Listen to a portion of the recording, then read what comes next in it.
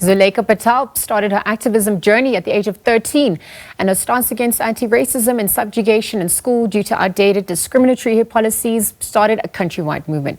And so on this International Women's Day, we're going to be chatting about her journey as an activist during this Human Rights Month and how she's penned thoughts to paper in her latest offering, Brave Like Me, delving into themes of identity, courage, strength, and even resilience, and just why representation also matters. So Zulaikha Patel, human rights activist and author, joins us in studio to chat further. Good morning. Thank you for joining us. Thank you for having me. Congrats on what a journey it's been. Oh my gosh. And I know I looked at continua, but congrats. How are you feeling at this point, given just everything that has happened and with the culmination of your latest offering?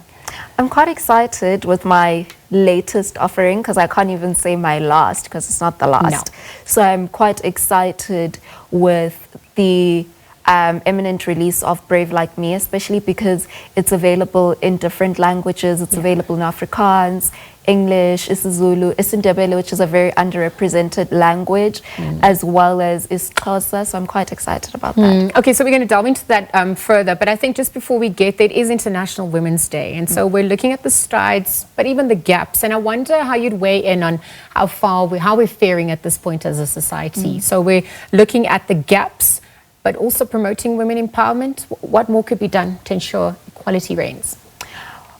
I think with our country particularly, given that our country, we've got really good policies, we've got really good statutes, with legal statutes within our constitution and the different acts as well. So now that we've seen equality in terms of representation in government, as well as equality being advocated for through our laws, what needs to happen beyond that is the economic empowerment of women. We need to ensure that women are now also represented in the economy and women actually have a seat at the table, and also equal pay in different industries, equal pay especially in senior level leadership in the private sector of our country. So we need to see economic empowerment because women aren't fully empowered without economic emancipation.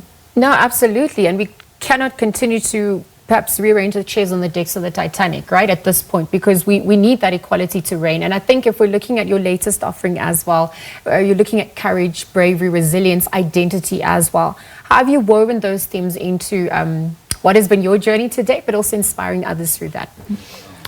Definitely. I'd like to say I write love letters to children. I write love letters to children to remind them to be brave and believe in themselves.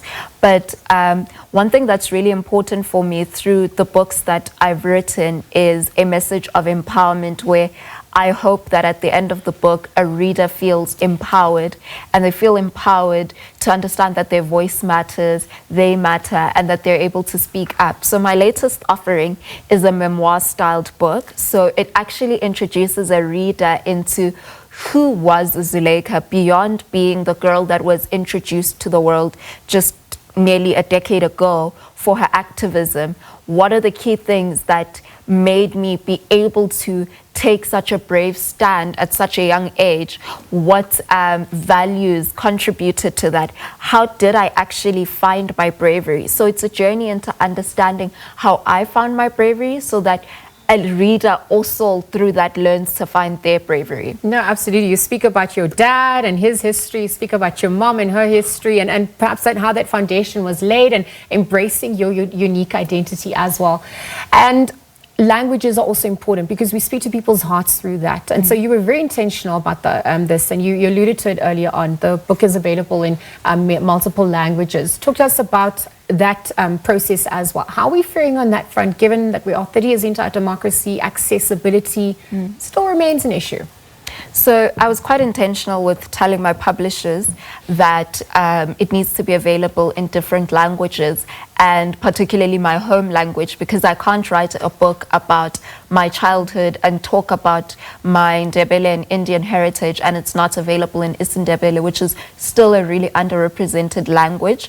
In terms of how we're faring, on a publishing end, there is accessible material. Publishers are publishing in other languages. However, the question of access is still on the table, because not all children are going to be able to access these books that are published in different languages due to their economic circumstances, given that majority of our country is actually still living in poverty, and majority of our country isn't living in the economic circumstances that you and I live, which is a harsh reality that I don't think we confront enough, because the books are there. It's just that not everyone in all corners of the country is going to be able to access them, as a result of certain corners of the country which happen to be disenfranchised and marginalized are forgotten economically as well. And when, in terms of how we're faring, I think we're faring well in terms of these books being published, because the material is readily available there.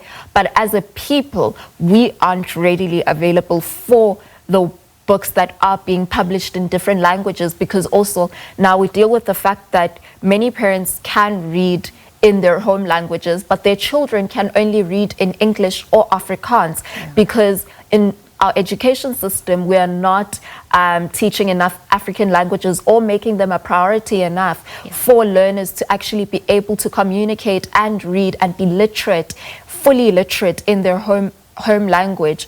So we are a bit behind compared to other African countries in terms of us being able to actually engage material in our indigenous languages.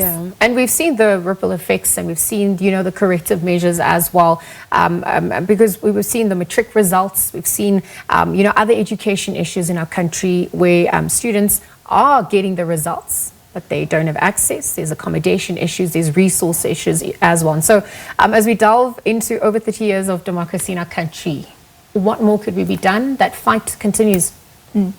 So South Africa is an interesting country, because every year we ask ourselves the question of democracy, and now we've crossed the 30-year milestone, and we're still asking questions about democracy, when it's pretty obvious in terms of what we need to do. South Africa is a country that is free politically, that has good laws, good statutes, a good constitution that is world-renowned. However, the reality, people still live within the remnants of the former apartheid system that is still present in our everyday, day-to-day society, especially economically. Our people still don't have land. Our people still live in extremely dehumanizing conditions when you go to townships and rural communities. And so we need to see a government that is committed to ensuring that our people are not still living through apartheid-like conditions in a free country. We need to ensure that our basic education government, for example, is committed to ensuring that something as small as pit toilets is eradicated, because I don't understand why it has to take 31 years for us to still talk about by 2030 we're going to eradicate pit toilets. So we need to see a government that is able to manage funds well, because what the government is doing now is still relentlessly taxing the working class and the middle class. However, we are not seeing practical outcomes with the money that the state has. So we need to see appropriate management of state funds, because we've got the money to ensure that something as small as pit toilets is eradicated, something as small as one child, one textbook. A child in the rural areas should have a textbook in front of them. They should not be sharing a textbook amongst 10 kids. So we need to ensure an appropriate management of state resources and state funds to ensure that we're actually able to ensure that we eradicate the remnants of apartheid. And we're relentless in it. Zulaikha, in the interest of time, I want to just look at that call to action. I mean, you're studying an LLB as well, so social justice issues are also vital and part of your journey. What does this call to action, what does justice look like for you as we conclude?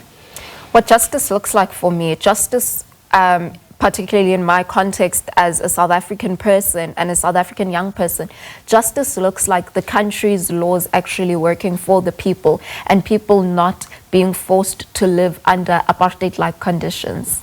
Okay. All right, so we'll leave that conversation there. Thank you for joining us. Congrats on this latest offering. I know that you're having your launch soon and books will be available. But Zulaikha Patel, of March. on the 29th of March. But Zulaikha Patel this morning, human rights activist and author, joining us as we commemorate International Women's Day. Of course, it also coincides with her journey, beautifully encapsulated in her latest offering, Brave Like Me, which is a pertinent conversation starter for parents, caregivers and children alike during this Human Rights Month.